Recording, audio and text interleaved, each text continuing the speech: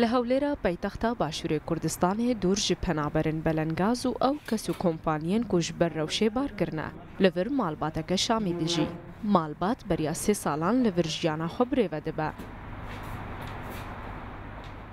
Li gor ku ew didine xuyakirin rewşa wan jiya Şamê xweştir e. Pêşbîniya jiyaneke hîn xweştir dikin. بصراحة حتى قلت له لزوجي من ji zelamê xwe re got heger rewş li Sûrî aram bibe jî ez nema dixwazim vegerim û ez ê li vir bimînim û keçikên xwe li vir bidim mêr.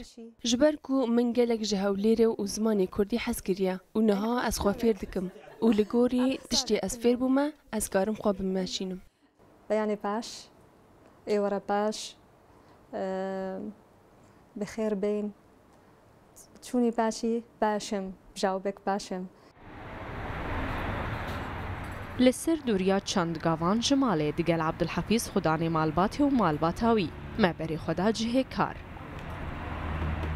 Ew xwediyê vî kariye piraniya şagirt û karkerên wî jî ji Sûriye û Rojavayê Kurdistanê ne. Kurdistan û vî cihê kar mîna hêlînekê ji xwe re dîtine piştî ku ji şer û agrê Sûriye reviyane. فضلت العرض تبع كردستان من درفتا کارل کردستانê da pêşiya karêl Dubey û bi rastî ev biryara min cihê xwe de bû. Ev yekem care got ez tê me bajarê Hewlêrê. Tevî ku ezmûna min ya kar li gelek bajarên Îmaratê heye. Lê bi rastî ez li Hewlêrê bêhtir kêfxweş bûm.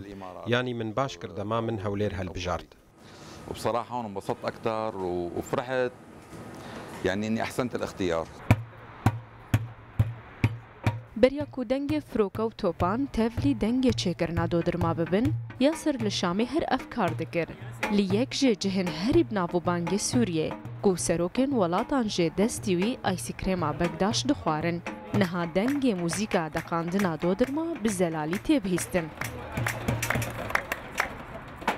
قبل ما كنت سمعان عن أربيل أبدا أو عن هولير. برينها جبنيفا من نب هوليري نجيب كردستان عراقي بيستبو لبراستي ديتن وقوتن نابن وكهف ام هات نفر ام قالكي سركتي بون دهات ناخودا مكاريبو حسكرنا خلكي بدس بخا وخلكي فرجي كيف اوان اشتشتي سوريرتي والعالم كيف صار في عنده اقبال على الشيء السوري.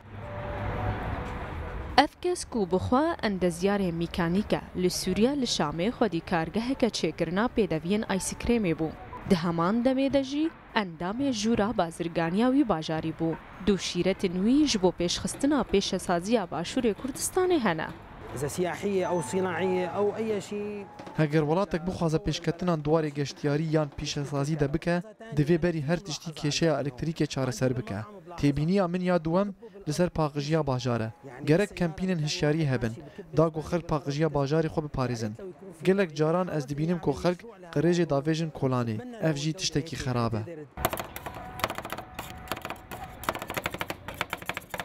Serdanerên vî cihî kelagerma havîna Hewlêrê bi donderma Abdulhefîz vedimrînin.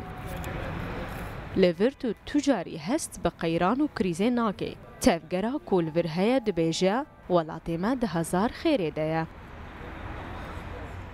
Di demekê de ku piraniya welatên Erebî deriyê xwe di rûyê Sûriya de girt. Herêma Kurdistanê deriyê xwe ji wan re vekirî hişt. Ji ber vê yekê sermayedarên Sûrî û xwedankarên taybet. Piştî ku niha karê wal Kurdistanê çêbûye dibêjin eger rewşa Sûriye jî baş bibe ew ê karê xwe li Kurdistanê berdewam bikin. Rengîn Şerro, Rûda û Hewlêr.